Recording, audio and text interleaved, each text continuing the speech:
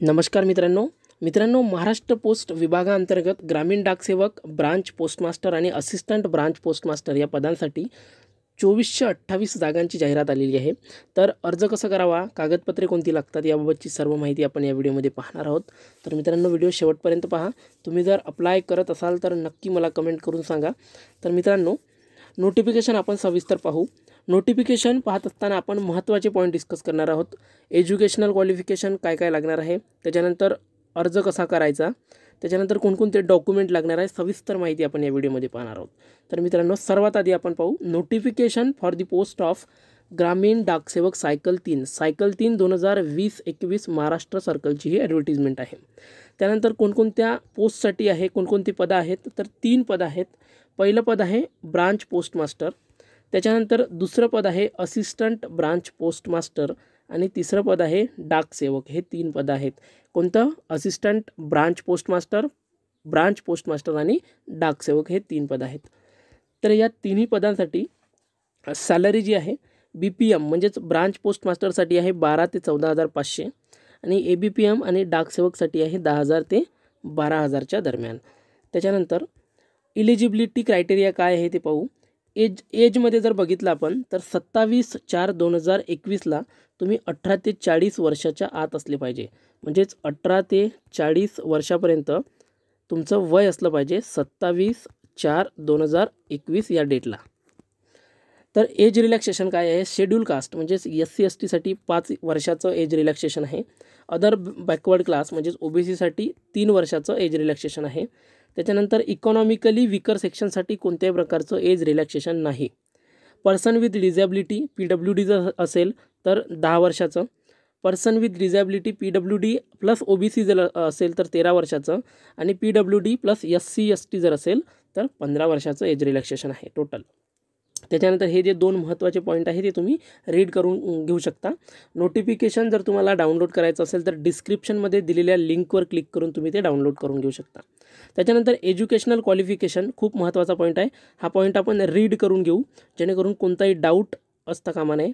तर एज्युकेशनल क्वालिफिकेशनमध्ये काय आहे, पहिला point secondary school examination pass certificate of 10th standard with passing marks in mathematics, local language and English. म्हणजेच कमीत कमी 10वी पास पाहिजे। पासिंग मार्क्स पाहिजे कशामध्ये, मॅथमॅटिक्स, लोकल लँग्वेज आणि इंग्लिशमध्ये। ह्या जे 3 सब्जेक्ट आहे मॅथमॅटिक्स, लोकल लँग्वेज आणि इंग्लिश हे कंपल्सरी असलेच पाहिजे तरच तुम्ही या पोस्टसाठी अप्लाय करू शकता।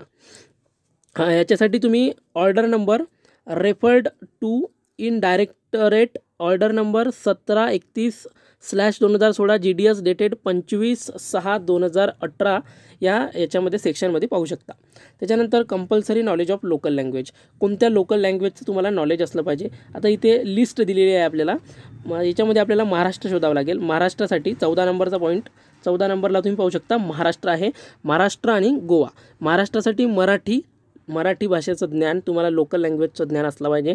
त्याच्यानंतर गोव्यासाठी कोंकणी आणि मराठी या दोनपैकी एक किंवा दोन्ही जरी असलं तरी चालेल, तुम्हाला नॉलेज असलं पाहिजे तरच तुम्ही अप्लाय करू शकता। त्याच्यानंतर नेक्स्ट पॉईंट आहे बेसिक कम्प्युटर ट्रेनिंग, हा सुद्धा महत्त्वाचा पॉईंट आहे। बेसिक कम्प्युटर ट्रेनिंग आपण रीड करून घेऊ। The candidate for all approved categories of GDS referred to in first above will be the required to furnish basic computer training course certificate at least 60 दिवसाचा म्हणजे 60 days duration from any computer institute run by central government or state government or universities or board private institution organizations। जर तुम्हाला basic computer training म्हणजेच जसं MSCIT आहे किंवा तुम्हाला कोणतंही तुम्ही एक बेसिक कम्प्युटर ट्रेनिंगचं सर्टिफिकेट जे कमीत कमी 60 दिवसाचं असेल ते तुम्ही सेंट्रल गव्हर्नमेंटचं किंवा स्टेट गव्हर्नमेंटचं किंवा युनिव्हर्सिटीचं किंवा बोर्डाचं किंवा प्रायव्हेट इन्स्टिट्यूशन ऑर्गनायझेशनचं जरी केलं असेल तरी चालेल, ते तुमचं आवश्यक आहे तुम्हाला। जर इंजिनिअरिंगचे स्टुडंट असेल तर इंजिनिअरिंगच्या स्टुडंटना MSCIT आवश्यकता नाही, त्यांना कम्प्युटर प्रोग्रामिंग नावाचा सब्जेक्ट ऑलरेडी असतो, त्याच्यामध्ये त्यांना कम्प्युटरचं बेसिक नॉलेज असतं। कोणताही इंजिनिअरिंगचा स्टुडंट अप्लाय करू शकतो ज्याच्याकडे MSCIT नसेल, हा पॉईंट तुम्ही लक्षात घ्या। त्याच्यानंतर हे रेसिडन्स वगैरे तुम्ही रीड करून घेऊ शकता। त्याच्यानंतरचा पॉईंट आपण डिस्कस करू इथे।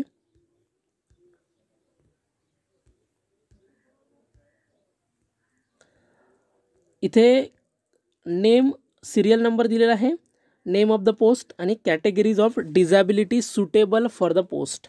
म्हणजेच कोणत्या कॅटेगरीसाठी डिझॅबिलिटी जर असेल, पर्सन विथ डिझॅबिलिटी जर असेल त्याला कोणत्या सुटेबल पोस्ट आहे ते इथे सांगितलेलं आहे.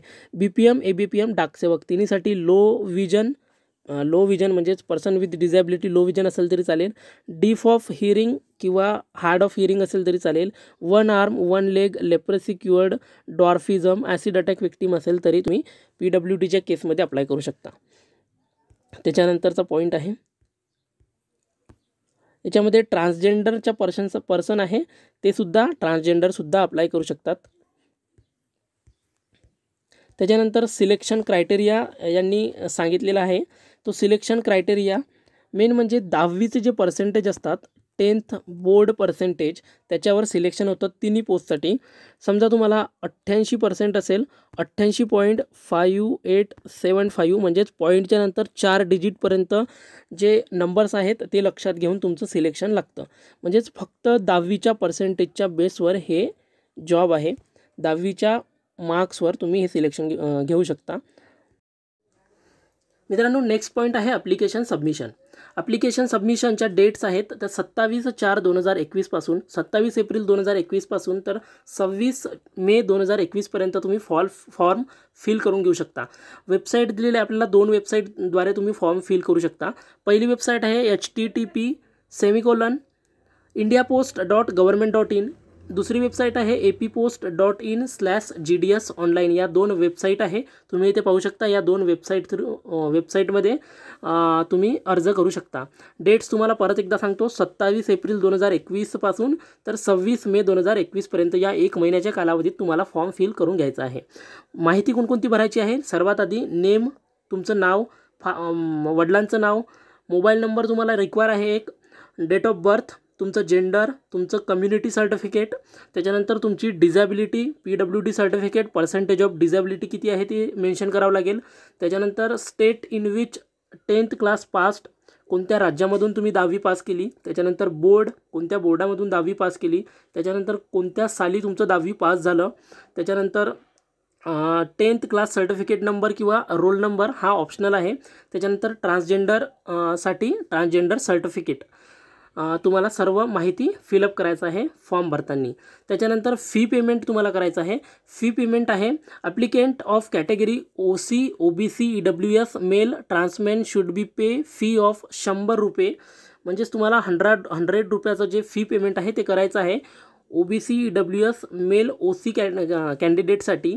आणि त्याच्यानंतर कशाप्रकारे तुम्ही भरू शकता ते तुम्ही ऑनलाईन भरू शकता, credit card through, debit card through, net banking करून तुम्ही ते भरू शकता.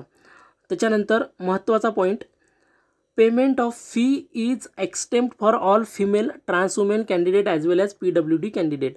म्हणजेच जे वुमेन आहे त्यांच्यासाठी कोणत्याही प्रकारचं पेमेंट लागणार नाही, त्यांना फ्री ऑफ कॉस्ट फॉर्म भरायचा आहे. त्याच्यानंतर महत्त्वाचे डॉक्युमेंट आहे 10th क्लास SSC सर्टिफिकेट किंवा 10th class SSC certificate combine marks memo, म्हणजेच तुमचं मार्कशीट किंवा डिप्लोमा, ते 2 पैकी कोणतंही एक तुम्हाला अपलोड करावं लागेल फॉर्म भरताना. त्याचा फॉर्मॅट आहे .jpg किंवा .jpeg या फॉर्मॅटमध्ये. 200 KB कमी साईज पाहिजे आणि A4 साईजमध्ये A4 साईजपेक्षा कमी साईजमध्ये ते डॉक्युमेंट तुम्हाला अपलोड करायचं आहे. सर्वांसाठी मॅन्डेटरी आहे.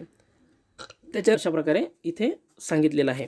त्याच्यानंतर नेक्स्ट पॉईंट आहे डेट ऑफ बर्थ. जर तुमचं डेट ऑफ बर्थचं जर प्रूफ जर मार्कशीटवर किंवा डिप्लोमावर नसेल तर तुम्हाला सेपरेटली त्याच्यासाठी डेट ऑफ बर्थचं प्रूफसाठी काहीतरी एक डॉक्युमेंट द्यावं लागेल. त्याच्यानंतर चौथा पॉईंट आहे computer certificate. Computer certificate .jpg या फॉर्मॅटमध्ये असलं पाहिजे. 200 KBची साईज, A4 साईजपेक्षा जास्त मोठा पेपर नसला पाहिजे. त्याच्यानंतर certificate may also be submitted to the engaging authority at the time of appointment if got selected. म्हणजेच जर तुमच्याकडे कम्प्युटर सर्टिफिकेट MSCIT सर्टिफिकेट किंवा तुमचं जे कम्प्युटर सर्टिफिकेट जर नसेल तर तुम्ही at the time of joining जर तुमचं सिलेक्शन झालं आणि जॉईनिंगच्या वेळेस तुम्ही ते सर्टिफिकेट त्यांना दाखवून सिलेक्शन घेऊ शकता. त्याच्यानंतर पुढचा पॉईंट आहे कम्युनिटी सर्टिफिकेट. कम्युनिटी सर्टिफिकेट तुम्हाला म्हणजेच कास्ट सर्टिफिकेट तुम्हाला हवं आहे. 200 KB साईज A4 साईजमध्ये तुम्हाला ते असलं पाहिजे. मॅन्डेटरी आहे कोणत्या कोणत्या कास्टसाठी SC ST OBC EWS या सर्व कॅटेगरीसाठी अनरिझर्व सोडून बाकी सर्व कॅटेगरीसाठी कास्ट सर्टिफिकेटची आवश्यकता आहे. त्याच्यानंतर तुम्हाला फोटो अपलोड करायचा आहे 50 KBचा किंवा त्याच्यापेक्षा कमी साईजचा 200 ते 230 या पिक्सलमध्ये .jpg आणि JPEG फॉर्मॅटमध्ये मॅन्डेटरी आहे सर्वांसाठी. त्याच्यानंतर सिग्नेचर अपलोड करायची आहे 20 KBच्या साईजमध्ये. पिक्सल दिलेले आहे त्याचे 140x60च्या पिक्सलमध्ये मॅन्डेटरी आहे सगळ्यांसाठी. त्याच्यानंतर सर्टिफिकेट ऑफ डिझॅबिलिटी जे पर्सन विथ डिझॅबिलिटी फॉर्म भरत आहेत जे पर्सन विथ डिझॅबिलिटी आहे त्यांच्यासाठी हे मॅन्डेटरी आहे. त्याच्यानंतर सर्टिफिकेट ऑफ ट्रान्सजेंडर जर ट्रान्सजेंडर व्यक्ती कोणी असेल तो जर फॉर्म भरत असेल तर त्यांच्यासाठी त्यांचं जे सर्टिफिकेट आहे ट्रान्सजेंडर सर्टिफिकेट ते आवश्यक आहे. त्याच्यानंतर तुम्हाला जर कोणतीही जर क्वेरी असेल related to the notification may be given to helpline number दिलेला आहे. या हेल्पलाईन नंबरवर किंवा या ईमेल ID वर मेल करून किंवा कॉल करून तुम्ही तुमची क्वेरी जी आहे त्यांना विचारू शकता. कोणता जर डाऊट असेल ते तुमचा क्लिअर होऊन जाईल. त्याच्यानंतर वॅकन्सीजचा टेबल आलेला महत्त्वाचा आहे. वॅकन्सीजचा टेबल तुम्ही चेक करून घ्या. तुम्हाला ज्या ठिकाणाहून तुम्हाला अर्ज करायचा आहे तिथे किती वॅकन्सी आहे, कोणत्या कास्टसाठी किती वॅकन्सी आहे ते तुम्ही चेक करून घेऊ शकता. इथे या वॅकन्सीचा लंबा टेबल दिलेला आहे इथे सर्व पाहू शकता. आणि सर्वात एंडला कम्युनिटी वाईज तुम्हाला कन्सोलिडेशन ऑफ पोस्ट म्हणजेच तुमचा कॅटेगरी वाईज तुम्हाला पोस्ट सांगितलेले आहे किती जागा आहेत. तर सर्वात आधी EWSचे आहे 246 पोस्ट. त्याच्यानंतर OBCच्या आहे 565 जागा. त्याच्यानंतर PWD A PWD B PWD-Cच्या आहे 10, 23 आणि 29 जागा. त्याच्यानंतर SCच्या आहे 191, STच्या आहे 244. अनरिझर्व कॅटेगरीच्या सर्वात जास्त 1105. अशा प्रकारे टोटल 2428 जागा आहे. तर मित्रांनो हे सर्व माहिती तुम्हाला समजली असेल आणि जर तुम्हाला फॉर्म भरायचा असेल तर नेक्स्ट व्हिडिओ येऊन जाईल आपला चॅनलला सबस्क्राईब करा आणि बेल आयकनला प्रेस करा म्हणजेच याच्या रिलेटेड जे काही माहिती आहे ती तुम्हाला सर्व मिळत राहील.